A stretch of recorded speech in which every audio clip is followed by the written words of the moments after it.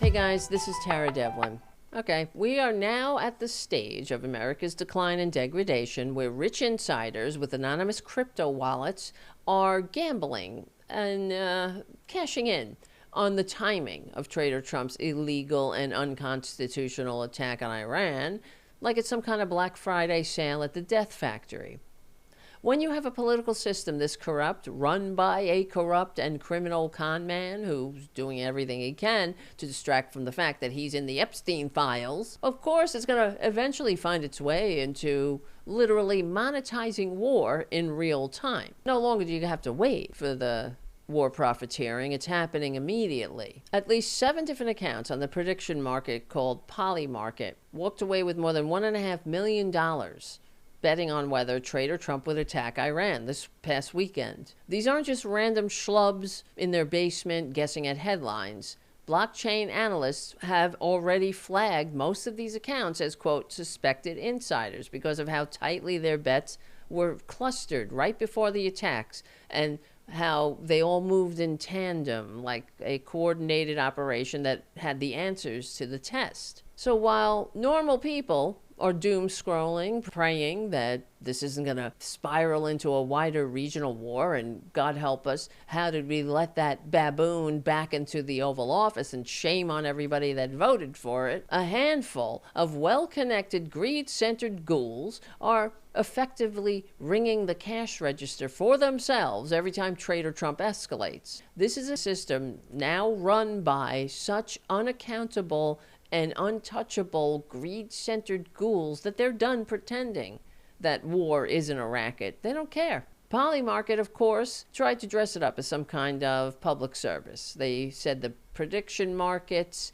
are just the wisdom of the crowd, helping ordinary people get better information in a crisis. Really? No, the crowd didn't magically intuit, like Miss Cleo, the exact window when the bombs would fall. There is absolutely no way that this isn't shady. These crypto wallets were created within 24 hours of the attack. Then they specifically bet on February 28th being the date of the attack. And then they bought these yes positions within hours of the attack. So these are people that had a ongoing connection to the Trump maladministration, to the Trump crime family, and we're getting fed information about this imminent attack that they didn't even brief Congress about. These markets didn't just happen to explode in volume right before key decisions that are supposed to be classified came to fruition. You just don't get perfectly timed 7-figure profits from vibes. You get them from insider information. You get them from corruption. And there were other bets made. Someone named MAGA My Man made $500,000 betting that the U.S. would assassinate the Iranian supreme leader. MAGA My Man. Okay, now let's think about who's doing the backstroke in this swamp. Trader Tot, Donald Trump Jr. He's not just some kind of distant observer now suffering FOMO because he missed out on the grift. He sits on Polymarket's advisory board. His investment firm, so-called, God knows, shoveled double-digit millions, buku bucks, into the platform. The Justice Department and the commodities regulator had active investigations into Polymarket before Trader Trump slithered back into office.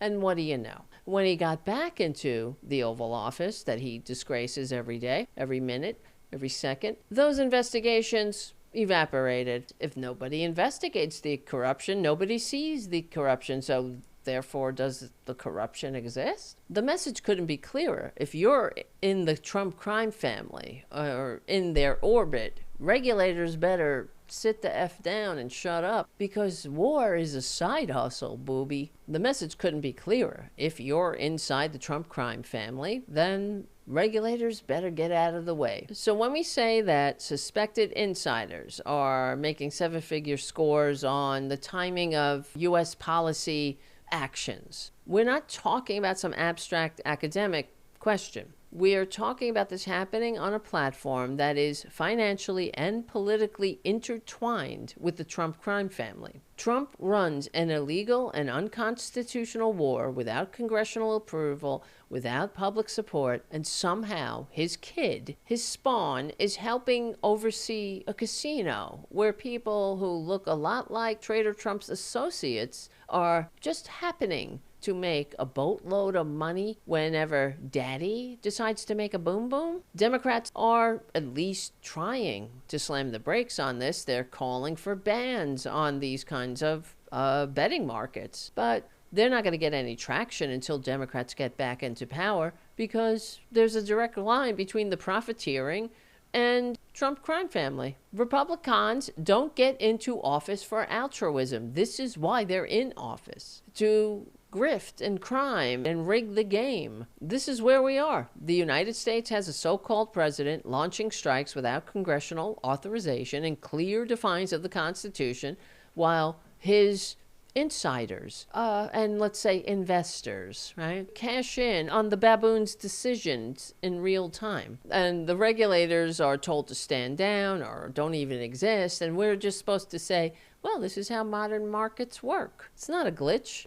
It's the inevitable outcome of letting a corrupt, captured con man who treats democracy, foreign policy, and human lives as chips on a table. That's all we are to this baboon and all of the Republicans that enable him. Trader Trump's illegal war in Iran isn't just a crime against the Constitution and international law. It's a business opportunity for the worst people in America. And in this casino, the House always wins. Thank you guys for listening. We will win. We're on the right side of history. We're on the right side of decency, dignity, democracy, humanity. We stick together. We win. My name is Tara Devlin. I'll see you soon.